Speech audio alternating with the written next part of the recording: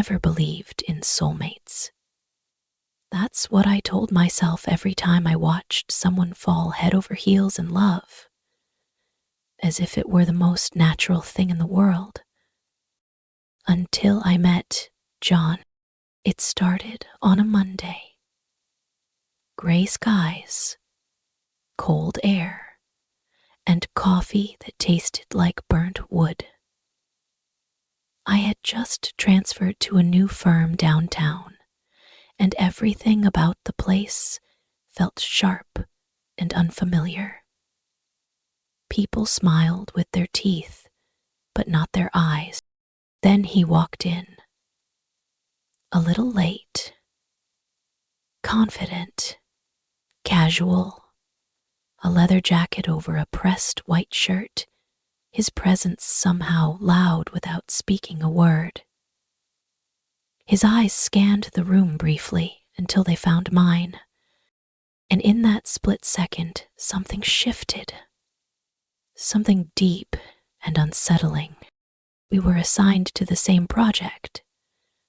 I was methodical, precise. He was reckless, brilliant, and infuriatingly charming. We argued a lot. But somewhere between our late nights in the office and stolen glances across the room, tension began to shift. It wasn't frustration anymore. It was fire. One night, we stayed later than usual. The building was nearly empty, the city humming quietly outside the windows. I was tired, leaning back in my chair when John said softly, "You know, I've never met anyone like you, Morio." I turned, heart suddenly loud. What's that supposed to mean? He stepped closer, slowly, as if afraid of scaring something fragile. You see right through people. It's like you already know what they're going to say. But with me, you wait. You listen. I looked away. Don't romanticize it. I'm just careful. He reached out then, gently touching my wrist. Not grabbing, not pulling, just touching. You don't have to be with me. I froze. No one had ever said that to me before. That night, nothing happened, but everything changed. From then on, our conversations went deeper. We talked about dreams, regrets, childhood wounds we never confessed out loud. He told me about the night he left home at 17. I told him about the time I forgot how to trust people. He didn't flinch. He just held my gaze. One evening, he invited me to his place under the excuse of finalizing slides. I went. Maybe I shouldn't have, but I went. It was quiet there. Dim lights. A record player whispering an old jazz melody.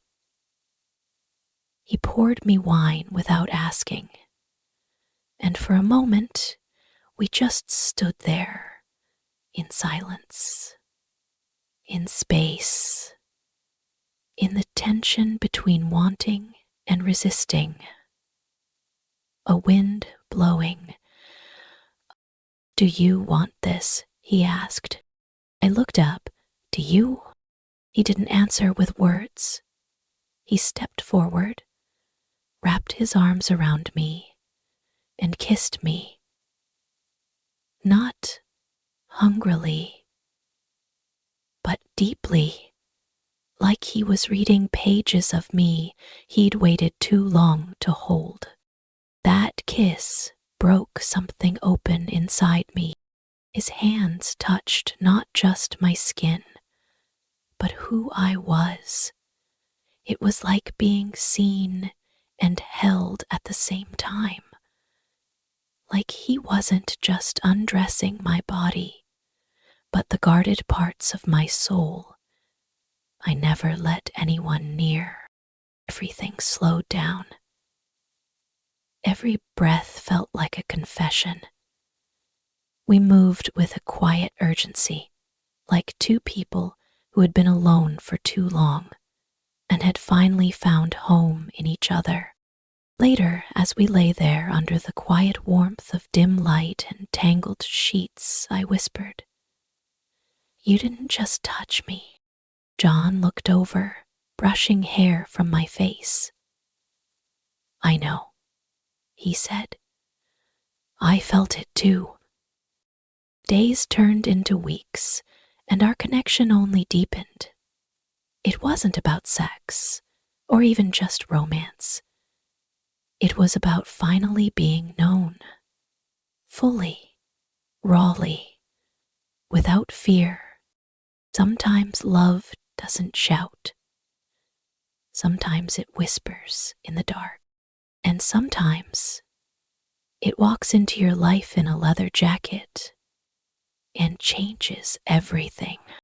Would you like a part 2 with more twists if you like? So leave the comment. Thank you for watching, and please give me one subscribe.